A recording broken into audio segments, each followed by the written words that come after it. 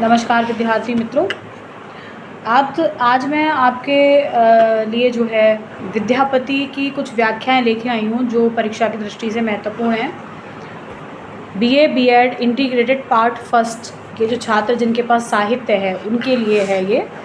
तो सबसे पहला पद है विद्यापति का आपकी पुस्तक में, भल हर भल हरि भल तुअ कला खन पीत वसन खनहि बगछाल। हर का मतलब शिव और हरि का मतलब विष्णु। हे हर तुम अच्छे हो, हे विष्णु तुम भी अच्छे हो, और तुम्हारी सभी कलाएं भी कैसी हैं? अच्छी हैं। खन का मतलब क्षण।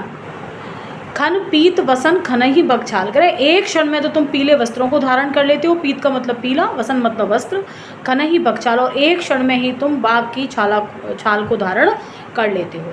उसके बाद कह रहे हैं खन पंचानन। पंचानन मतलब 5 मुख वाले।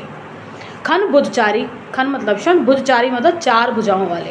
कह रहे हैं एक क्षण में आप 5 मुख वाले शिव बन जाते हो और एक ही क्षण में आप 4 भुजाओं वाले विष्णु बन जाते हो।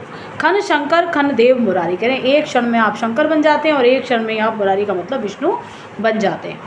खन गोकुल भय चराए गाय खन भी की मांगिए डमरू बजाए। कह रहे एक क्षण में ही आप गोकुल में जा कर के क्या करते हैं? गायों को चराने लग जाते हैं, और दूसरे ही क्षण आप क्या करते हैं कि डमरू बजा करके भिक्षा मांगना जो है वो प्रारंभ कर देते हैं, अर्थात शिव का रूप धारण कर लेते हैं। खन गोविंद भय लिए महादान। कह रहे एक क्षण में ही आप गोविंद का रूप धारण कर लेते हैं और इंद्रियों के रसिक हैं उनका रूप धारण करके आप प्रेम का महादान जो है गोपियों से मांगना प्रारंभ कर देते हैं, उसकी याचना करना आप प्रारंभ कर देते हैं। भस्म अरु कांख वो कांख, और एक क्षण में ही आप क्या करते हैं? भस्म को अपने कानों और कांख में लगा लेते हैं।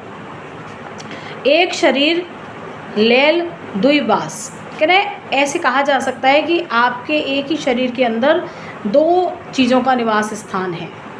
कह रहे खन बैकुंठ, एक ही क्षण में आप स्वर्ग पहुंच जाते हैं। खन ही कैलाश, और एक ही क्षण में आप कहाँ पहुंच जाते हैं?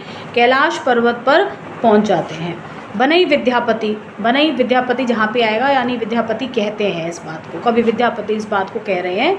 विपरीत बानी, कह रहे हैं विरोधी बातें हैं, विरोधी कथन कह रहे हैं, परस्पर विरोधी बातें कह रहे हैं कि ओ नारायण ओ शूलपाणी। अरे एक नारायण है और दूसरा कौन है? शूलपाणी अर्थात शिव है। इस तरह से जो पूरा पद है उसमें विद्यापति ने विष्णु और शिव जो हैं उनके समन्वयवाद को दर्शाया है, उनकी आराधना करी है, उनकी प्रशंसा करी है, उनकी क्या कह सकते हैं आपकी उनके एकात्म को दिखाने का प्रयास किए कि दोनों एक हैं, उनमें दोनों में कोई भी भेद नहीं है। और जो व्याख्या आपको करनी है उसमें आपको 4 भाग रखने हैं। व्याख्या के अंक जो है उसी हिसाब से डिवाइडेड है। 2 अंकों का संदर्भ है। संदर्भ में आपको अपनी पुस्तक के बारे में जानकारी देनी है, थोड़ी सी कवि के बारे में जानकारी देनी है। उसके बाद प्रसंग आएगा, प्रसंग में आपको व्याख्या के बारे में थोड़ी जानकारी देनी है कि इस व्याख्या में क्या बताया गया है 2 लाइनों में।